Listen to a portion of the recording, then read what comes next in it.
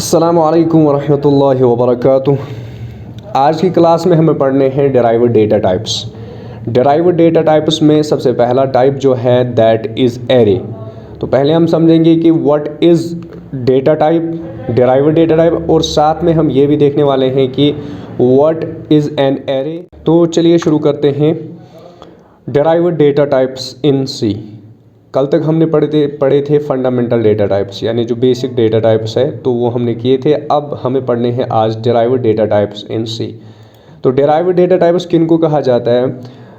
Data types which are derived from the fundamental data types are called derived data types, यानी वो data types जिनको हम derive करते हैं फंडामेंटल से, यानी मेन जो है वो है फंडामेंटल, और फंडामेंटल से जो हम बनाते हैं नए किस्में, तो उसी को बोलते हैं डेराइव्ड डेटा टाइप्स। सो इसमें सबसे पहला जो है दैट इज़ एरे। तो आज की क्लास में हम यही पढ़ने वाले हैं what is array and what are its types. तो सबसे पहली एरे जो है that is known as one dimensional array. So what is one dimensional array, let us see. पहली जो इसकी डेफिनेशन है that is an array is defined as the collection of homogeneous type of data items, यानी elements. अब इसका क्या मतलब, जैसे कि collection of means more than one. Collection का मतलब होता है एक से ज़्यादा। सिमिलरली यहाँ पे होमोजीनियस का मतलब होता है जैसे इंटीजर है, तो अब अगर हमने डिक्लेयर की कोई array integer as an integer, तो उसके अंदर सिर्फ इंटीजर स्टोर होंगे। सिमिलरली अगर हमने अब कैरेक्टर टाइप डिक्लेयर की तो उसमें कैरेक्टर्स ही स्टोर होंगे। इसी तरह अगर डबल किया तो डबल ही हो जाएगा। अगर हमने फ्लोट किया तो डेसिमल पॉइंट्स ही उसमें स्टोर हो जाएंगे। That is called homogeneous and collection means more than one, तो इसी को हम बोलते हैं एरे। अब इसके अंदर जो ये चीज़ें होंगी यानी एक ही टाइप के, जैसे इंटीजर हो गया 1 2 3 4, कंप्यूटर में हम उनको बोलते हैं elements of the array.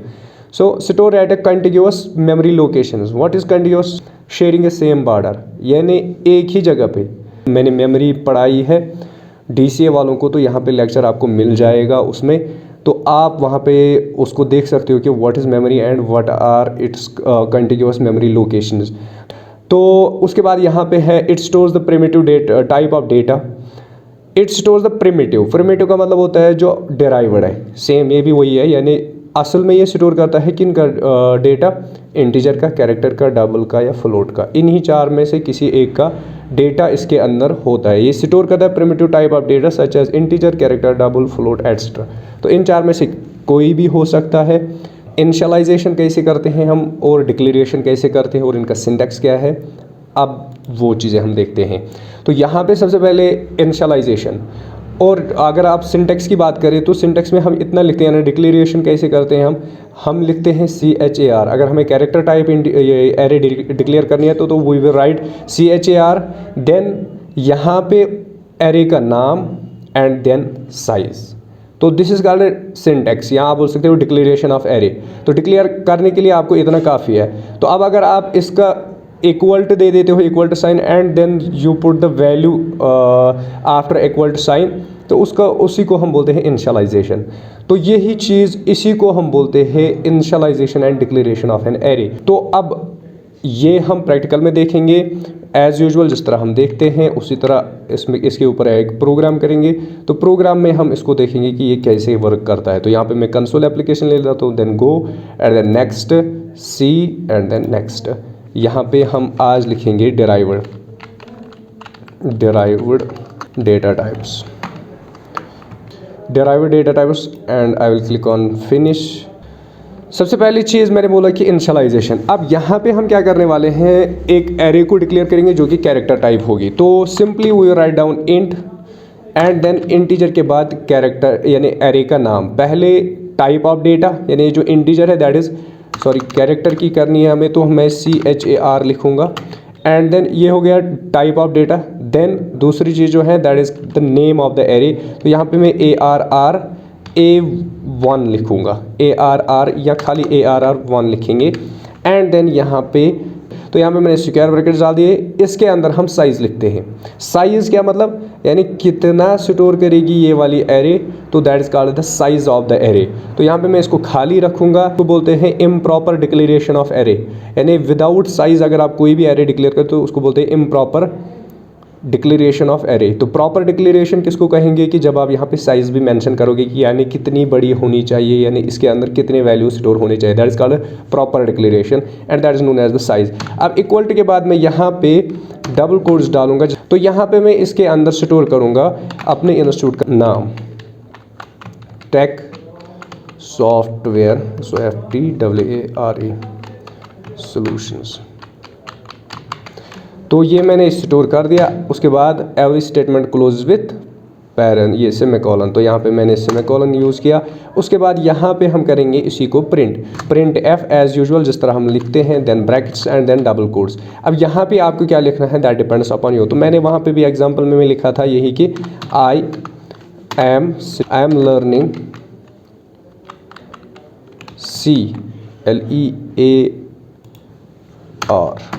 LEAR I am learning C with, या हम लिखेंगे एट, ऊपर मैंने स्टोर किया है हाईटेक सॉफ्टवेयर सॉल्यूशंस किसके अंदर, एरे के अंदर, और ये कैरेक्टर टाइप है। यहाँ पे जो प्रिंटिंग मॉडिफायर यूज़ होने वाला है दैट इज़ S, यानी %S। वाई, बिकॉज हमने स्टोर की हुई है स्ट्रिंग, और स्ट्रिंग को ही हमें प्रिंट करना है, तो that's why we will use %S, not %D, not %C। And then यहाँ से /n यूज़ करूँगा, एंड उसके आगे कॉमा के बाद यहाँ पे मैं अब वैल्यू पे इसको दूंगा कौन सा, एरे 1 का। एरे 1 के अंदर क्या है अभी, हाईटेक सॉफ्टवेयर सॉल्यूशंस। तो अब मैंने यहाँ पे प्रिंट क्या कराया, %S, यानी स्ट्रिंग करनी है आपको कौन सी वाली, जो एरे 1 के अंदर है, बस इतनी सी बात है। ये मैंने ऑलरेडी एक्सप्लेन किया हुआ है। तो उसके बाद यहाँ पे हम क्या करने वाले हैं, build and run. I am learning C at Hitech software Solutions. हालांकि अगर आप यहाँ पे देखोगे मैंने खाली यहाँ पे लिखा I am learning C at, मैंने मैं C पढ़ रहा हूँ एट, बस इतना। आगे मैंने लिखा %S, तो %S का मतलब होता है कि स्ट्रिंग वैल्यू है, और आगे मैंने इसका वैल्यू पास किया है ARR1। ARR1 का मतलब होता है कि एरे 1 के अंदर जो वैल्यू है तो उसके अंदर क्या है value, hi tech software solution, that's why it is giving me hi tech software solutions. तो this is how you can print the character value या स्ट्रिंग वैल्यू। और एरे को आप कैसे प्रिंट कराओगे, तो यहाँ पे मैंने प्रोग्राम लिख दिया है, आप अच्छे से इसको देख लो, बस इतना सा है। आप देखो 2 लाइन इसका कोड है, और आपने एरे भी डिक्लेयर की है और साथ में इसको प्रिंट भी कराया है। अब हम करते हैं इंटीजर वाली एरे को डिक्लेयर। तो यहाँ पे उसके लिए क्या करेंगे, सिंपली हम इंट लिखेंगे एंड देन एरे का नाम, तो यहाँ पे मैं ARR2 लिखूंगा नाम, और उसके बाद यहाँ पे स्क्वायर ब्रैकेट्स के अंदर हम लिखेंगे साइज ऑफ द एरे। अब यहाँ पे पहले बिना साइज के करेंगे, उसके बाद साइज के साथ करेंगे, तो देखते हैं इनमें क्या फ़र्क है। देन इक्वल टू के बाद यहाँ पे आप वैल्यू दोगे। यहाँ पे आपको एक बात याद रखनी होगी कि जब भी आप इंटीजर वाली एरे डिक्लेयर करोगे तो उसके लिए आपको जो है करली ब्रैकेट्स यूज़ करने होंगे, और करली ब्रैकेट्स के साथ साथ आप यहाँ पे जो भी वैल्यूज दोगे, जैसे 12 दिया मैंने, 13 दिया, 14 दिया एंड 15 दिया, तो इसका मतलब ये है यानी आपको सेपरेट करना होगा every element with A comma, यानी इन्हीं को हम एलिमेंट्स बोलते हैं। ये जो 12, 13 एंड 14, 15 वगैरह है,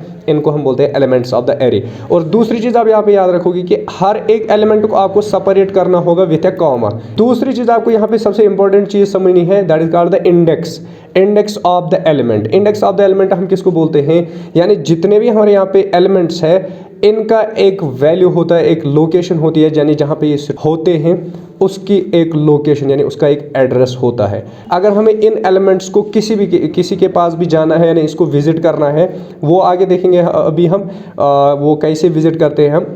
तो अब अगर वो विजिट हमें करनी होगी तो हम कैसे करेंगे, उसी एड्रेस के, यानी उसको बोलते हैं मेमोरी एड्रेस, या आप बोल सकते हो कि इंडेक्सिंग एड्रेस। तो वो क्या होता है, हमेशा starting from left to right, वो लेफ्ट से राइट तक शुरू होता है, यानी 12 से स्टार्ट होगा, 13, 14 एंड 15, तो इस तरह वो स्टार्ट होगा। एंड देन हर स्टार्ट किससे होगा, पहले वाले का होगा 0 एंड लास्ट वाले का होगा n-1। n is equal to the size of the array. यहाँ पे जो साइज होगा जैसे कि 10 है तो लास्ट वाले का होगा 9। Why, because 10-1 equal to 9। तो यहाँ पे इस तरह आपको ये चीज़ याद रखनी होगी कि these are called elements of the array, और इनकी एक इंडेक्सिंग होती है, ये आपको ज़बानी याद रखनी है। इंडेक्सिंग किसको कहेंगे, यानी starting from left to right, और सबसे पहले वाले का एड्रेस होता है 0, यानी इंडेक्सिंग होती है 0 से, यानी लोकेशन होगी 0, एंड लास्ट वाले का होता है n-1, where n is equal to the size of the array. तो यहाँ पे क्या करेंगे, इसको क्लोज कर देते हैं। अब यहाँ पे आपको ये चीज़ समझनी है कि जो मैंने अभी बताया कि accessing elements of the array, तो इसका मतलब क्या होता है, एरे के एलिमेंट्स को एक्सेस करना। तो वो हम कैसे करते हैं, चलिए देखते हैं। यानी मुझे इन चारों में से किसी एक को ही डिस्प्ले कराना है, किसी एक को देखना है, किसी एक लोकेशन पे देखना है कि वहाँ पे कौन सा वैल्यू है। तो उसके लिए क्या करते हैं हम यहाँ पे प्रिंट एफ यूज़ करेंगे। प्रिंट एफ के बाद जिस तरह हम यहाँ के साथ डबल कोट्स और साथ में इसके साथ ब्रैकेट्स यूज़ करते हैं, तो अब इसके अंदर क्या लिखेंगे, द वैल्यू इज़, तो यहाँ पे मैंने वैल्यू लिखा, उसके बाद %d, why %d, because we are printing the decimal number, यानी डेसिमल नंबर का मतलब होता है इंटीजर प्रिंट कर रहे हैं, तो दैट्स वाई यहाँ पे मैंने %d यूज़ किया। उसके बाद यहाँ पे कॉमा करेंगे, कॉमा के बाद ARR2 में यहाँ पे दूंगा, वाई बिकॉज इस वक्त मुझे प्रिंट करानी है इस वाली एरे में से कोई एक वैल्यू। अब यहाँ पे एक चीज़ समझनी होगी, यहाँ पे फिर से लगेंगे स्क्वायर ब्रैकेट्स। स्क्वायर ब्रैकेट्स क्यों लगेंगे, क्योंकि मुझे खाली एक ही वैल्यू प्रिंट करना है और किसी एक पर्टिकुलर पोजीशन पे, इसीलिए मैं ऊपर बता रहा था इंडेक्सिंग। यहाँ पे अब वही इंडेक्सिंग लगेगी, जैसे कि हमारे पास अभी 4 एलिमेंट्स है, तो इसका एड्रेस जो है, इसकी इंडेक्सिंग जो है 0, इसकी 1, इसकी 2 एंड इसकी है 3। अब अगर मुझे एलिमेंट इस वाले को डिस्प्ले करना है, यानी इसको देखना है कि इस वाले एड्रेस पे कौन सा है, तो मैं यहाँ पे लिखूंगा कौन सा वाला, 2 लिखूंगा मैं, वाई बिकॉज इसका 0 हो गया, इसका 1 एंड इसका 2। तो अब मैंने यहाँ पे 2 लिखा और इसको क्लोज कर देते हैं। जैसे मैं इसको क्लोज करूँगा, क्लोज करने के बाद मैं यहाँ पे इसको सेव कर देता हूँ एंड बिल्ड एंड रन कर देंगे, तो यहाँ पे वैल्यू होगा 14, सॉरी यहाँ पे एफ आ गया है, तो यहाँ पे मैं क्या करूँगा, बिल्ड एंड रन। तो बिल्ड एंड रन करने के बाद आप देख लीजिए यहाँ पे हमारा वैल्यू जो होगा वो होगा 14। वाई 14 बिकॉज दूसरी जगह पे, यानी जहाँ पे जो हमने वहाँ पे इंडेक्स यूज़ किया, यहाँ पे जो हमने इंडेक्स यूज़ किया वो 2 किया, तो उस 2 वाले वैल्यू पे 14 है, तो इसलिए इसने 14 किया। अब हम क्या करते हैं, यहाँ पे हम वैल्यू देंगे 1, तो पहले 0 दे देते हैं, तो यहाँ पे मैंने 0 दिया, इसको सेव कर देते हैं। पहले मैं इस एंटीवायरस को बंद कर देता हूँ, बार बार शोर मचा देता है, सॉरी। चलो 10 मिनट के लिए हो गया क्वारंटाइन। तो अब इसको सेव कर देते हैं and then build and run. नहीं, अभी हमारा वो वाला चालू है, तो you will have to close this. अगर आपका ये एक बार रन हो चुका है तो then you will need to close this once only, then you can run it again. तो यहाँ पे देख लीजिए आप भाई, यहाँ पे वैल्यू 0 पे क्या है, 12, 0 इंडेक्स पे 12 है, तो आप देख लीजिए यहाँ पे भी 12 आ चुका है। इसको क्लोज कर देते हैं। अब अगर हमें 15 करना है तो यहाँ पे करते हैं हम इस पे यूज़ करेंगे 3, बिकॉज लास्ट कितने एलिमेंट्स है, सारे 4, तो 4 में से लास्ट वाला इंडेक्स का, लास्ट का इंडेक्स क्या होगा, that will be equal to n-1, तो n is equal to 4, 4 - 1 is equal to 3, तो यहाँ पे मैंने 3 दिया। इसको सेव कर देते हैं, सेव करने के बाद बिल्ड करेंगे एंड बिल्ड एंड रन। उसके बाद आप देख लीजिए यहाँ पे अभी आ रहा है 15, why because last value is 15। इसको बोलते हैं विजिटिंग या accessing the elements of the array. Particular एक एलिमेंट को आप विजिट कर सकते हो या आप बोल सकते हो एक्सेस कर सकते हो, ठीक। तो ये हो गया इसका भी। अब इसके साथ दूसरी चीज़ जो है that is called looping through an array. What is looping through an array, ये लूप चलाना होता है। इसमें हम क्या करते हैं, एक लूप यूज़ करते हैं और उससे सारे वैल्यूज़ को एक दफ़ा प्रिंट कर देते हैं। तो यहाँ पे हम क्या करेंगे, इस वाले को भी रहने देते हैं, अब और एक तीसरी करेंगे। तो यहाँ पे मैं इनको सेपरेट कर देता हूँ थोड़ा सा, ताकि ये अलग अलग लगे। तो यहाँ पे हम तीसरी वाली जो प्रिंट करने वाले हैं, यहाँ पे मैं इंटीजर टाइप ही ये एरे एक डिक्लेयर करूँगा और इसका नाम रखेंगे ARR3। नाम आप कुछ भी रख सकते हो, ये ऑलरेडी मैं बता चुका हूँ। तो यहाँ पे आप इक्वल टू प्रेस करोगे, इक्वल टू के बाद यहाँ पे पैरेंथेसिस। अब पैरेंथेसिस में क्या करेंगे, यही वैल्यूज़ ऊपर वाले 12 साथ में 13, 14 एंड 15, तो ये 4 वैल्यूज़ को मैंने ले लिया। इसी तरह जिस तरह हमने ऊपर किया या इसी तरह यहाँ पे भी करेंगे। अब प्रिंटिंग करने में थोड़ा सा डिफरेंट है, वो हम कैसे करेंगे, इसके लिए हम फॉर लूप यूज़ करेंगे। तो फॉर लूप के लिए पहले हमें इंटीजर आई को भी डिक्लेयर करना पड़ेगा।